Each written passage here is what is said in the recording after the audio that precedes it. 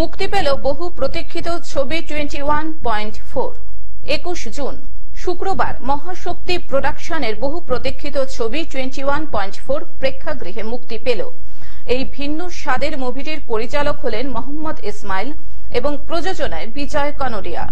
এই ছবিটিতে অভিনয় করেছেন শান্তিলাল মুখার্জি, মল্লিকা মজুমদার, মৌমিতা পণ্ডিত, রাহুল শীল, পার্থসারথী দেব, অরুণাভ দত্ত, রোশনি ঘোষ। পরিচালকের মতে psycho thriller movie Bangla cinema জগতে এক নতুন ঝড় তুলতে চলেছে। আমি আসলে হলিউড মুভি, কোরিয়ান মুভি দেখতে খুব ভালোবাসি, হরর থ্রিলার। তো থ্রিলারটা বানানো আমার খুব ইচ্ছা ছিল।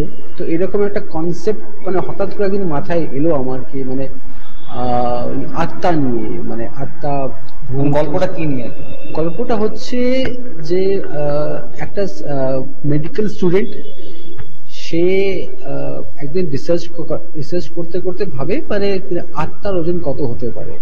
আত্মা মানে মানুষের তো ওজন সবকটা আর সবার আলাদা আলাদা হয়, বাট আত্মার ওজন কি একই সবার, বা আত্মার ওজন কারোর আলাদা হতে পারে।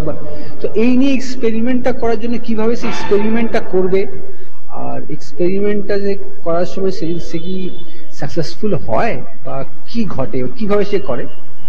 তো এটা নিয়ে অভিনেত্রীদের যে চুজ করলেন কিরকম আর কি মানে ভেবে, বা তাদের মধ্যে কি এমন মানে তারা কি দিতে পেরেছে 100%? একদমই তারা 100% দিয়েছে। আর স্পেশালি যে আমার শান্তিলাল দত্ত এত বড় অভিনেতা, উনি তো বিশাল বড় মাপের একটা অভিনেতা, আর খুব ভালো উনি অভিনয় করেছেন। মল্লিকাদি খুব ভালো অ্যাক্ট করেছেন, খুব সুন্দর অভিনয় করেছেন।